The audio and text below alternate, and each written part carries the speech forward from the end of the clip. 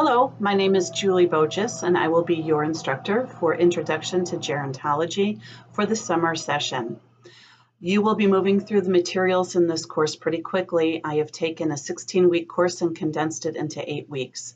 So some of your folders are going to look pretty full with a lot of information, readings, PowerPoints, and assignments. But I do want to let you know that I will open 2 folders at a time, so you will essentially have 2 weeks to work through the materials in the folders. So I've tried to paste the material in a way that makes sense so that we can move through the textbook pretty quickly. We are going to be working through the entire textbook from pretty much front to back. The Moody and Sasser book, Aging Concepts and Controversies. I hope that you have this book. You've acquired it already, because we are going to jump right in.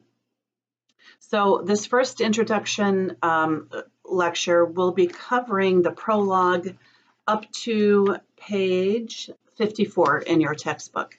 And the first 2 chapters of this book really begin to lay the framework and kind of the groundwork for all of our discussions about aging throughout the semester. And I want you to first and foremost understand what this concept of the life course perspective means. This is really the basis under which this entire book is written, is that our aging experience cannot be considered in isolation of our entire life. And so often we think about people get old and they suddenly reach an age of 65 or 70 and they are considered a senior citizen in society. Well, the reality is, folks, is that we are aging from the day that we are born. And so you may not be thinking about your aging experience right now. You may not even think that you're really getting old or growing older, but you are. We all are. Every living species on this planet will age and grow old. But the life course perspective says that all of our experiences and all of the decisions that we've made and the way that we grew up and all of the things that happened to us in our younger years all come together and conspire to influence what our older years are like. So our older years are connected to our younger years, and it's a life course. And we will be talking about the life course perspective kind of throughout, woven into other discussions in this class. So that's the foundation in which this class is built. The reason that aging is so important to study is that the truth is that our population is aging. We are becoming an older society. And so I want you to be sure that you read in the prologue about population aging. And why is it that our population is aging?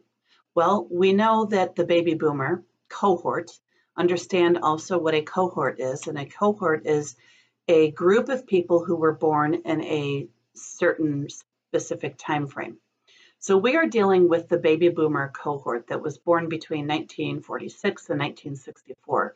This is a massive, massive group of people that were born during this time frame that are all marching forward and marching closer to their age of retirement. So they are aging. And so we are having a lot of older people in our society. But also, another dynamic that's happening in our society is that our birth rate is decreasing. And there's a chart in your week 1 folder I want you to take a look at, and that is a chart that shows the, I think it's the number of live births beginning, years ago to now, where not as many people are choosing to have children or having as many children. So if we have fewer younger people that are being born, and we have this major aging population, and we also tack on longevity to that. We are actually living longer today than we were back in the 1940s and 1930s. When you kind of put all of that together, it is resulting in population aging. So our population is getting older, and that is not just in the United States. It's actually kind of globally. So there is a theory that's called the demographic transition theory that you'll also read about in the prologue, and it connects birth rates and points to a connection between population change and industrialization. And as our society has become more industrialized, we have actually figured out ways to live longer. So demographic transition theory attempts to explain why populations change. So make sure that you read about that in the prologue as well. Some very interesting graphs that are also in your prologue exhibit P2, I find is just fascinating. And it shows the demographic transition. So this is a graph that shows back in the early years of our country, you will see that we had a much broader base of younger people here at the bottom. And as the age chart, as age goes up, fewer and fewer people are actually living into old age back in the early days. Well, then we started to industrialize, and you can see that there is a kind of a bubble of population here in the 40 and 50 year time frame here. So you can see our population is actually aging. We have more people in the middle years of their life. But now look where we are. Our whole picture of our aging population has changed. And look at this here. We have just about as many older people as we do younger people.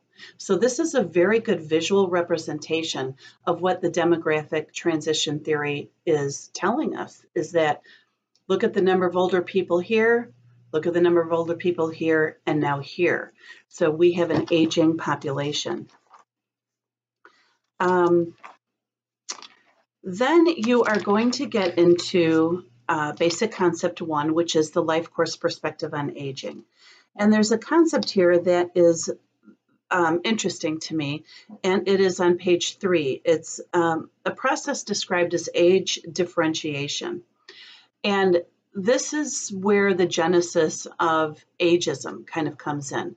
We sort of have these notions in our society that you should really act your age, and that when you get to a certain age, you just shouldn't be doing things like women having babies in their 50s. That's kind of deemed to be not okay. It seems, you're too old. Sorry, it's my dog. You're too old to have a baby. Or you're too old to go back to school.